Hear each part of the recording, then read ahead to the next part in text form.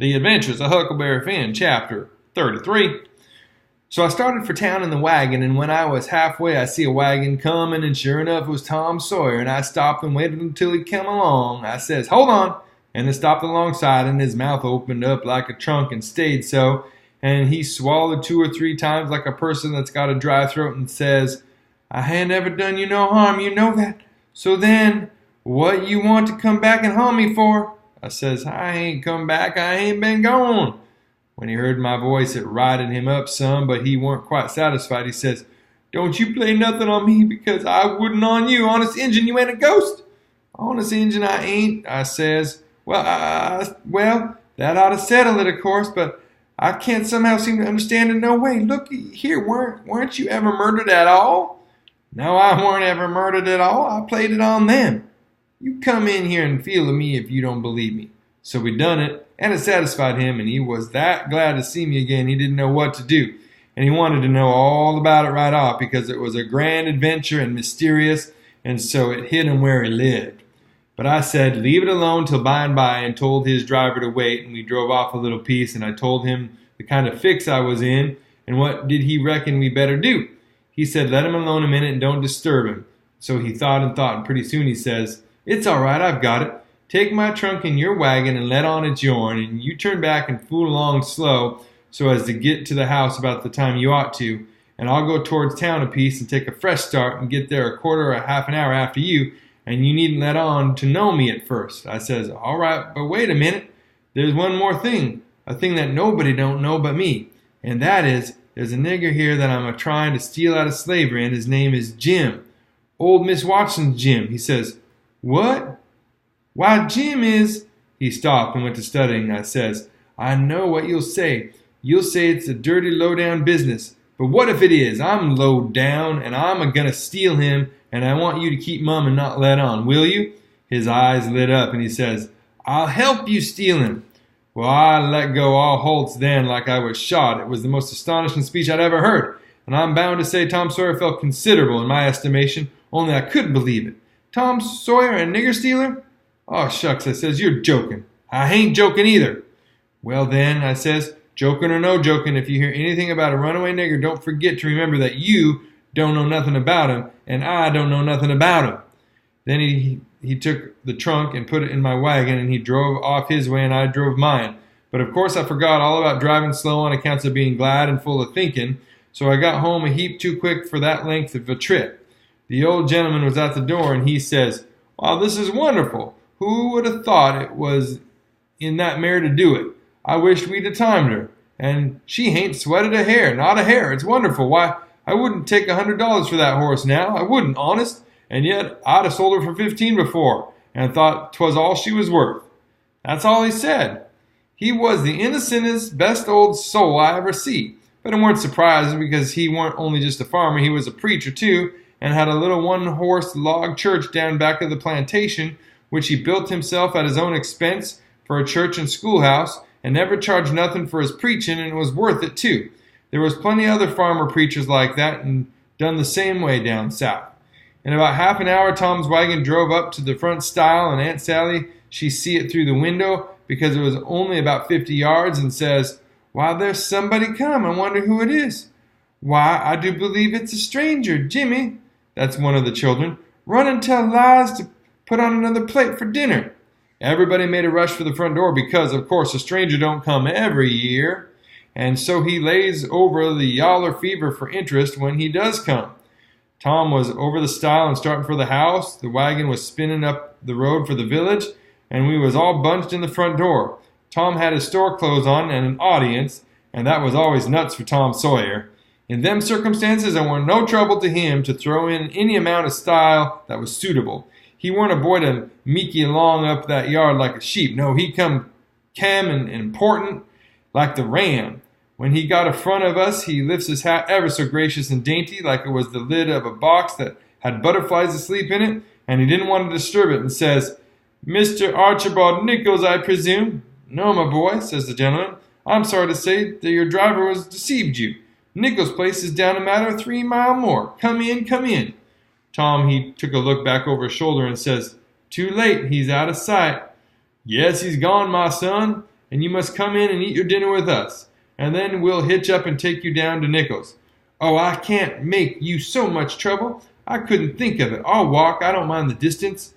But we won't let you walk. It wouldn't be a Southern hospitality to do it. Come all right in. Oh, do, says Aunt Sally.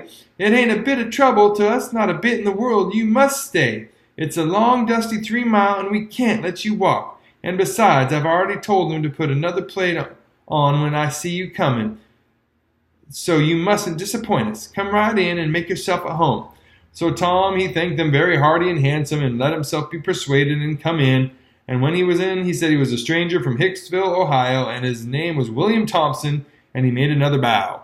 Well, he run on and on and on, making up stuff about Hicksville and everybody in it he could invent, and I getting a little nervous, wondering how this was going to help me out of my scrape, and at last, still talking along, he reached over and kissed Aunt Sally right on the mouth, and then settled back again in his chair comfortable, and was going on talking, but she jumped up and wiped it off with the back of her hand and says, "You audacious puppy!" He looked kind of hurt and says, "I'm surprised at you, ma'am. You're What do you reckon I am? I've got a good notion to take it. Say, what do you mean by kissing me?" He looked kind of troubled and humble and says, "I didn't mean nothing, ma'am. I didn't mean no harm. I thought you'd like it." "Why, you born fool!" She took up the spinning stick, and it looked like it was all she could do to keep from giving him a crack with it. "What made you think I'd like it?" "Well, I don't know, only they told me you would." "They told you I would? Whoever told you is another lunatic. I never heard the beat of it. Who's they?" "Why, everybody. They all said so, ma'am." It was all she could do to hold in, and her eyes snapped, and her fingers worked like she wanted to scratch him, and she says, "Who's everybody? Out with their names, or they'll be an idiot short." He got up and looked distressed and fumbled his hat and says, "I'm sorry, and I weren't expecting it. They told me to. They all told me to. They all said kiss her, and said she'd like it. They all said it, every one of them. But I'm sorry, ma'am, and I won't do it no more. I won't, honest." "You won't you? Well, I should reckon you won't." "No, I'm honest about it. I won't ever do it again till you ask me." "Till I ask you? Why, I never see the beat of it in my born days. I lay you'll be the Methuselah numbskull of creation before I ever ask you, or the likes of you." "Well, it does surprise me so. I can't make it out somehow. They said you would, and I thought you would, but—" He stopped and looked around slow, like he wished he could run across a friendly eye somewheres, and fetched up on the old gentleman and says, "Didn't you think she'd like me to kiss her, sir?" "Why, no, no, I believe I didn't." Then he looks on around the same way to me and says, "Tom, didn't you think Aunt Sally'd be open out her arms and say, 'Sid Sawyer'?" "My land," she says, breaking in and jumping for him. "You impudent young rascal to fool a body so," and was going to hug him, but he fended her off and says, "No, not till you've asked me first." But she didn't lose no time and asked him and hugged him and kissed him over and over again, and then turned him over to the old man, and he took what was left. And after they got a little quiet again, she says, "Why, dear me, I never see such a surprise. We weren't looking for you at all, but only Tom. Sis never wrote to me about anybody coming but him." "It's because it weren't intended for any of us to come but Tom," he says.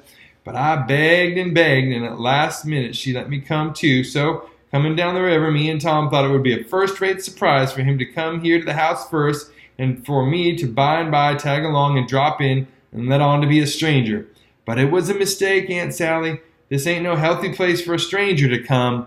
"No, not impudent whelp, Sid. You ought to had your jaws boxed. I hain't been so put out since I don't know when. But I don't care. I don't mind the terms. I'd be willing to stand 1,000 such jokes to have you here. Well, to think of that performance, I don't deny it. I was most putrefied with astonishment when you give me that smack." We had dinner out in the broad open passage betwixt the house and the kitchen, and there was things enough on that table for 7 families, and all hot too.